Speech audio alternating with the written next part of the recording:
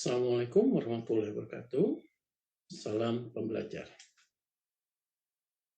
Izin memperkenalkan diri, nama saya Rasona Sudara Akbar. Saya adalah dosen pada program studi D4 Manajemen Teknologi Keimigrasian di Politeknik Imigrasi di bawah Kementerian Hukum dan Hak Asasi Manusia Republik Indonesia. Dalam kesempatan ini, saya akan menjelaskan terkait mata kuliah yang saya ampu, yaitu Manajemen Pelayanan Keimigrasian dalam rangka unjuk kerja Tridharma Perguruan Tinggi di bidang pengajaran. Di kesempatan ini, saya membagi rencana pembelajaran mata kuliah Manajemen Pelayanan Keimigrasian ke dalam 5 bagian. Yang pertama adalah deskripsi mata kuliah. Yang kedua adalah delivery terkait dengan proses perkuliahan yang akan disampaikan, meliputi CPMK dan sub-CPMK serta materi pembelajaran. Yang ketiga adalah interaction, terkait menjelaskan interaksi dengan peserta didik dalam mata kuliah ini yang meliputi metode pembelajaran yang akan saya gunakan. Yang keempat adalah assessment untuk mengukur ketercapaian peserta didik dalam memenuhi kriteria CPMK dan sub-CPMK yang telah ditetapkan melalui tugas UTS dan UAS. Dan yang kelima adalah rekaman video proses pengajaran. Mata kuliah Manajemen Pelayanan Keimigrasian ini dengan kode mata kuliah AK17 diberikan di semester 4 dengan bobot 2 SKS.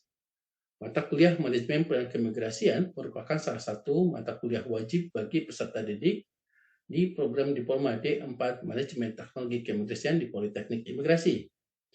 Mata kuliah ini mengkaji tentang pentingnya manajemen dalam penyelenggaraan pelayanan keimigrasian. Dan dengan mempelajari mata kuliah ini, diharapkan peserta didik mampu menganalisis konsep maupun aplikasi dalam mengelola atau mengatur proses pembelajaran keimigrasian. Dalam proses delivery, CPMK dan sub-CPMK di dalam mata kuliah Manajemen Pelayanan Keimigrasian ini, CPMK-nya dibagi menjadi 4 CPMK. CPMK pertama yaitu diharapkan peserta didik mampu memahami ruang lingkup manajemen pelayanan keimigrasian. Dengan sub-CPMK, diharapkan peserta didik dapat menjelaskan beberapa teori atau konsep dalam manajemen, dapat menjelaskan konsep manajemen dalam pelayanan keimigrasian, dapat menguraikan tugas pokok instansi imigrasi dan unsur pelayanan yang menjadi kewenangannya, dan menguraikan manajemen pelayanan keimigrasian dalam pelaksanaan tugas keimigrasian. CPMK kedua, diharapkan peserta didik mampu memahami penerapan kegiatan tentang manajemen keimigrasian. Dengan sub-CPMK, diharapkan peserta didik dapat menjelaskan dasar-dasar kegiatan keimigrasian, dapat memperkirakan ancaman yang dihadapi imigrasi dan strategi pelayanan keimigrasian, dan menguraikan penerapan manajemen dalam pelayanan keimigrasian. Di CPMK ketiga, diharapkan peserta didik mampu menganalisis perkembangan reformasi pelayanan keimigrasian. Dengan sub-CPMK, diharapkan peserta didik dapat menjelaskan review konsep dan dasar reformasi pelayanan keimigrasian, dapat menganalisis dinamika dan arah perkembangan dasar reformasi pelayanan keimigrasian, dan dapat menelaah fungsi reformasi dalam mendukung perkembangan pelayanan keimigrasian. Dan di CPMK keempat, diharapkan peserta didik mampu menganalisis implementasi Undang-Undang Nomor 25 Tahun 2009 tentang pelayanan publik dalam pelayanan keimigrasian. Dengan sub-CPMK, diharapkan peserta didik dapat menelaah studi kasus terkait pelayanan keimigrasian terkini, dapat mengkaji implementasi Undang-Undang Nomor 25 Tahun 2009 tentang pelayanan publik dalam pelayanan keimigrasian saat ini, dan dapat menjelaskan evaluasi pelayanan keimigrasian berdasarkan peraturan pelayanan publik. Materi kuliah dibagi menjadi 13. 1. Teori atau konsep dalam manajemen. 2. Konsep manajemen dalam pelayanan keimigrasian. 3. Tugas pokok instansi imigrasi dan unsur pelayanan yang menjadi kewenangannya. 4. Manajemen pelayanan keimigrasian dalam pelaksanaan tugas keimigrasian. 5. Dasar-dasar kegiatan keimigrasian. 6. Ancaman yang dihadapi imigrasi dan strategi pelayanan keimigrasian. 7. Penerapan manajemen dalam pelayanan keimigrasian. 8. Review konsep dan dasar reformasi pelayanan keimigrasian. 9. Dinamika dan arah perkembangan dasar reformasi pelayanan keimigrasian. 10. Fungsi reformasi dalam mendukung perkembangan pelayanan keimigrasian. 11. Studi kasus terkait pelayanan keimigrasian terkini. 12. Implementasi Undang-Undang Nomor 25 Tahun 2009 tentang pelayanan publik dalam pelayanan keimigrasian saat ini. Dan 13. Evaluasi pelayanan keimigrasian berdasarkan peraturan pelayanan publik. Terkait referensi yang digunakan dalam mata kuliah ini adalah peraturan terkait dengan pelayanan publik, di antaranya Undang-Undang Pelayanan Publik, kemudian peraturan Kementerian Pendayagunaan Aparatur Negara dan Reformasi Birokrasi terkait pelayanan publik, peraturan Kementerian Hukum dan Hak Asasi Manusia terkait dengan pelayanan berbasis hak asasi manusia atau berbasis HAM, serta peraturan ORTA, Organisasi dan Tata Laksana di Kementerian Hukum dan HAM. Terkait buku yang saya gunakan, ada 4. Pertama, dasar-dasar manajemen, edisi revisi, yaitu yang ditulis oleh J.R. Terry dan L.W. Rowe. Kemudian, buku manajemen pelayanan publik, yang ditulis oleh Hayat. Kemudian, buku pelayanan publik, yaitu percepatan peningkatan kualitas dan inovasi layanan masyarakat, oleh Dalang Suwanda dan Wirman Syafril. Dan buku yang keempat adalah Manajemen Pelayanan Umum di Indonesia oleh Munir. Terkait dengan interaction atau metode pembelajaran yang saya gunakan, yaitu karena saat ini dalam masa pandemi, saya menggunakan tatap maya atau daring yang difasilitasi oleh Politeknik Imigrasi melalui Zoom Meeting. Selain itu juga didukung dengan media penunjang lainnya, yaitu aplikasi Ellipse, yaitu aplikasi e-learning milik Politeknik Imigrasi. Dan saya juga menggunakan aplikasi lainnya. Ini adalah aplikasi Ellipse atau e-learning Politeknik Imigrasi. Kemudian saya juga menggunakan aplikasi lain, yaitu aplikasi Woodward yang biasa saya gunakan adalah aplikasi untuk post-test di setiap akhir pertemuan. Terkait dengan assessment, untuk mengukur ketercapaian proses pembelajaran ini, saya membagi menjadi 3 komponen, yaitu tugas, UTS, dan UAS, di mana tugas dengan bobot 30%, UTS 30%, dan UAS 40%. Dengan sistem penilaian, tugas saya bagi menjadi 3. Ada kuis pra UTS yang bobot 10%, dan kuis pra UAS 10%, dan resume buku perkuliahan adalah 10%. Untuk kuis pra UTS dengan capaian adalah CPMK 1 dan CPMK 2 yang diujikan. Dan kuis pra UAS adalah CPMK 3 dan CPMK 4 yang diujikan. Dan resume buku perkuliahan adalah CPMK 1, 2, 3, dan 4. Terkait dengan UTS, saya menggunakan metode esai dengan bobot 30%. Yang diujikan adalah CPMK 1 dan CPMK 2, dan UAS saya juga menggunakan metode esai dengan bobot 40%. Yang diujikan adalah CPMK 1, 2, 3, dan 4. Terkait dengan video pelaksanaan proses pembelajaran, mari kita saksikan salah satu pertemuan dalam mata kuliah Manajemen Pelayanan Keimigrasian. Selamat menyaksikan. Assalamualaikum warahmatullahi wabarakatuh. Selamat pagi, kita masuk di pertemuan ketiga di mata kuliah Manajemen Pelayanan Keimigrasian, di mana CPMK dari mata kuliah ini yaitu peserta didik diharapkan mampu memahami ruang lingkup manajemen pelayanan keimigrasian, dan sub CPMK diharapkan peserta didik dapat menjelaskan konsep manajemen dalam pelayanan keimigrasian dengan indikator yaitu peserta didik dapat menjelaskan pengertian manajemen dalam pelayanan keimigrasian, kemudian bisa menjelaskan penerapan fungsi-fungsi manajemen dalam pelayanan keimigrasian, serta mampu menerangkan tujuan manajemen dalam pelayanan keimigrasian. Kita masuk di materi pertama, yaitu terkait dengan pengertian manajemen dalam pelayanan keimigrasian.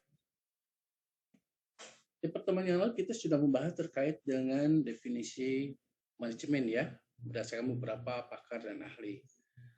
Nah, namun di pertemuan ini saya akan bertanya lagi, ya, kira-kira dari definisi yang sudah saya sampaikan di pertemuan yang lalu, itu kan pengertian yang lebih sederhana dari manajemen itu apa?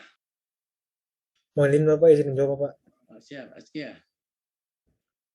Siapa Pak, yang saya ketahui, apa arti manajemen secara sederhana itu ialah bagaimana cara mengelola, mengendalikan, mengatur, mengolah, dan memerintah segala sumber daya yang ada di perusahaan ataupun organisasi. Oke, Siap, terima cukup. kasih. Ya, jadi mengelola, mengatur, mengendalikan, dan sebagainya ya. Ya, saya ambil. Ya, mengolah, mengendalikan, dan mengatur ya di sini. Ya. Nah, kalau berkaitan dengan kalimat mengelola atau kata mengelola, kata mengendalikan, dan mengatur, ini ada memiliki makna. Maknanya ada 3 unsur di dalamnya. Ada unsur subjeknya, ada unsur objeknya, dan ada tujuannya. Ya. Kenapa? Kalau mengelola, pasti ada yang mengelolanya, ada yang dikelola, dan ada tujuan mengelola ya. Jadi ada subjek yang mengelolanya, ada objek yang dikelolanya, dan ada tujuan mengelola. Begitupun mengendalikan. Ya. Ada yang mengendalikan, ada yang dikendalikan, ada tujuan mengendalikan. Ya, begitupun mengatur ya. Ini arti sederhana daripada manajemen ya. Tapi biasanya dalam konteks kesehariannya atau pelaksanaannya, realisasinya bahwa mengelola, mengendalikan, mengatur ini gitu kan bisa berjalan dengan baik, yaitu diterapkannya melalui fungsi-fungsi manajemen ya. Apa yang maksud dengan pelayanan? Mohon izin menjawab, Pak. Ya, gimana Muhammad Dufal? Izin Pak, yang dimaksud dengan pelayanan menurut Munir dalam bukunya yaitu Manajemen Pelayanan Umum di Indonesia, yaitu pelayanan adalah sebuah proses pemenuhan kebutuhan yang melalui aktivitas orang lain secara langsung. Siap, Ya, terima kasih. Jadi saya sederhanakan bahwa pelayanan itu adalah upaya untuk memenuhi kebutuhan ya, gitu, baik kebutuhan pelanggan ataupun kebutuhan masyarakat. Ya, jadi saya sederhanakan seperti itu. Lalu tujuan akhir dari pelayanan apa? Mohon izin Bapak. Ya, gimana, Ramadan? Siap. Mohon izin Bapak, menurut saya tujuan akhir dari pelayanan itu untuk memberikan kepuasan kepada masyarakat, Bapak.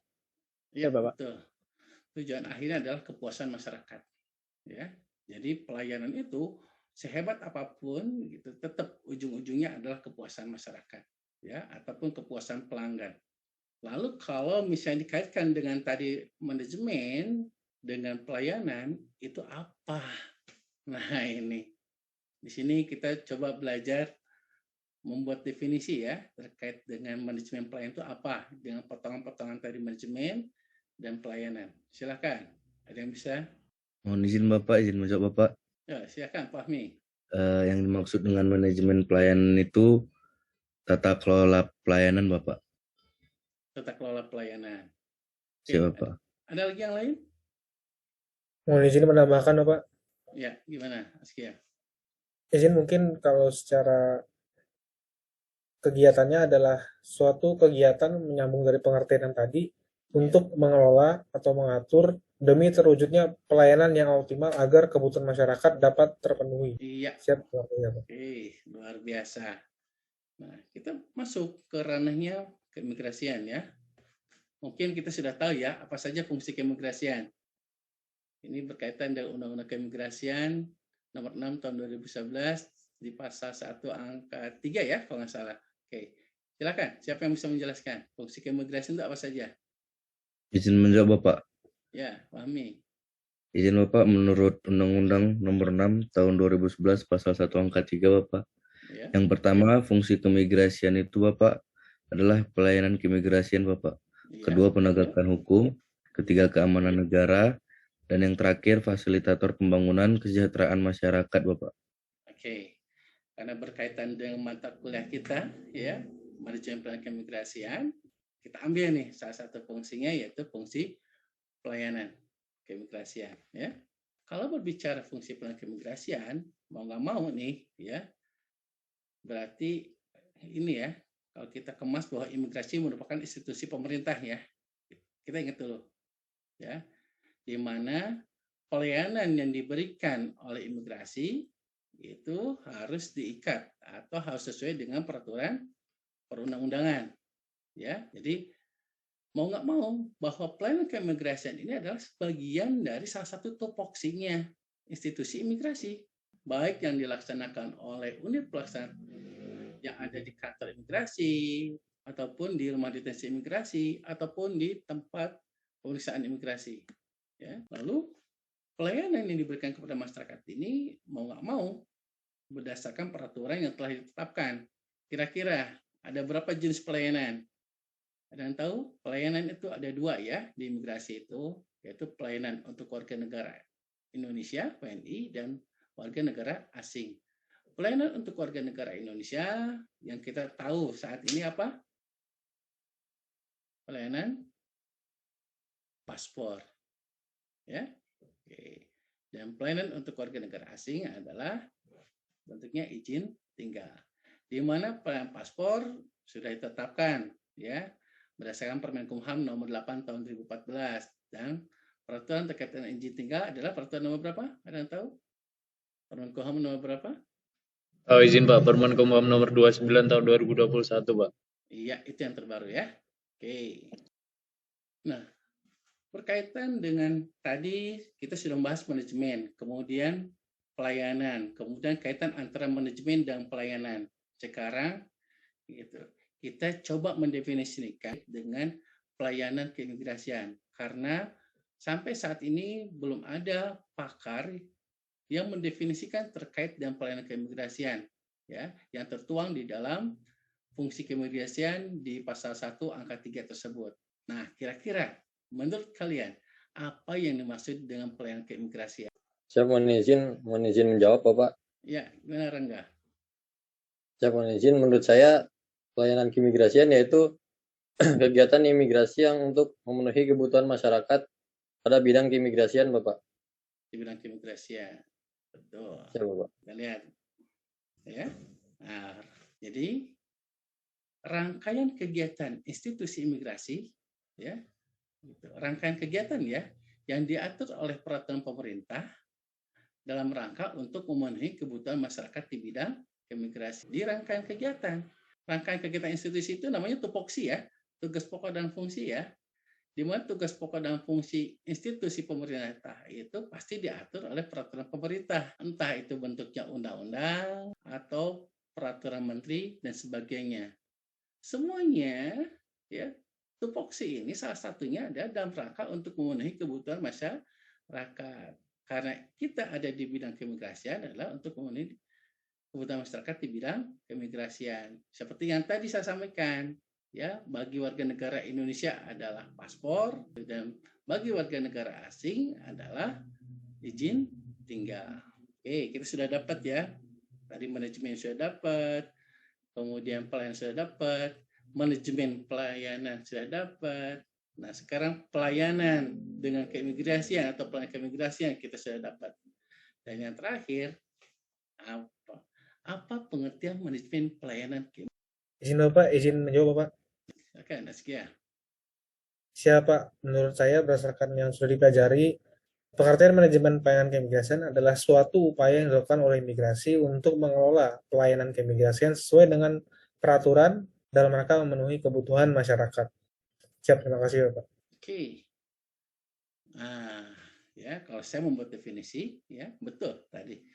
Ya, kalau saya membuat definisi seperti ini bahwa manajemen pelayanan keimigrasian adalah suatu upaya yang dilakukan oleh institusi imigrasi untuk mengelola atau mengatur pelayanan keimigrasian sesuai dengan peraturan yang berlaku dalam rangka memenuhi kebutuhan masyarakat. Terima kasih, Askia. kita masuk ke materi yang kedua. Kita sudah tercapai ya, sudah terpenuhi ya, terkait dengan definisi ini ya. Nah, terkait dengan penerapan fungsi-fungsi manajemen dan pelayanan keimigrasian. Yo, berdasarkan fungsi-fungsi manajemen yang pernah saya sampaikan di pertemuan yang lalu, kira-kira fungsi manajemen yang paling sederhana itu menurut teori siapa? Siap, teori Pak. Izin meliputi planning, organizing, actuating, dan controlling Pak. Oke, planning, organizing, actuating, dan controlling. Planning, organizing, actuating, controlling. Fungsi manajemen dari planning, organizing, actuating, dan controlling ini itu untuk apa? Siap, mohon izin menjawab Bapak. Izin Bapak. Ya, silakan. Mana dulu nih? Oh, Rangga. Gimana Rangga? Efektivitas dan efisiensi, Pak. Siap, Pak.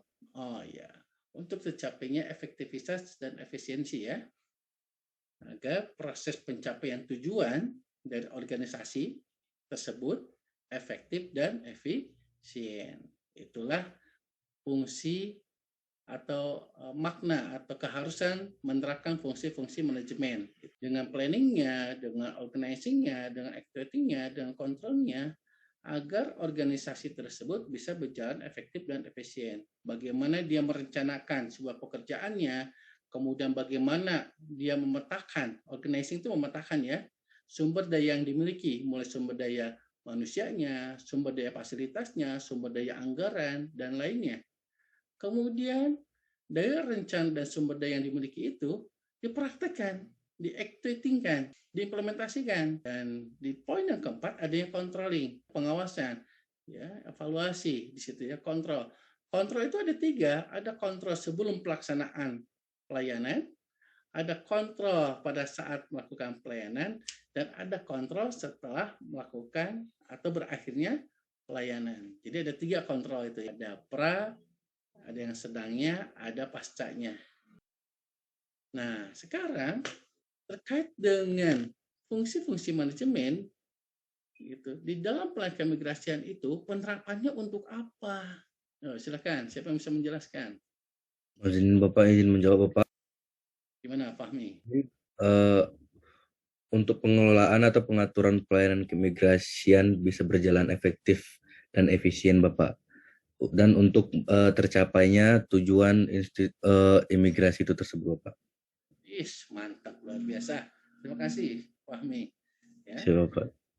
Jadi, penerapan fungsi-fungsi manajemen dan pelayanan keimigrasian itu agar pelayanan keimigrasian mulai dari tahap perencanaan. Karena perencanaannya itu pasti harus sesuai dengan peraturan yang berlaku. Seperti tadi, Permenkumham, baik dalam pelayanan paspor maupun pelayanan izin tinggalnya ya. Kemudian, pihak imigrasi ini akan memetakan, organizingnya begitu, memetakan sumber daya yang dimiliki, yang memiliki kompetensi di bidang pelayanan itu siapa saja.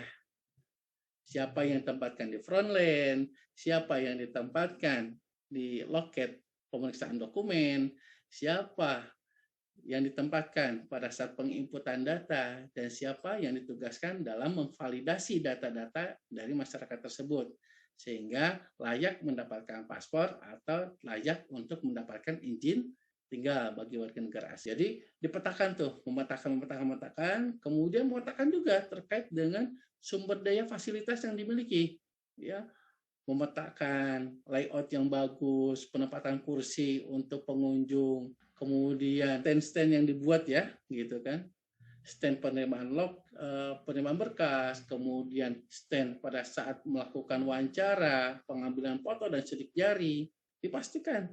Ya, itu sumber daya fasilitas.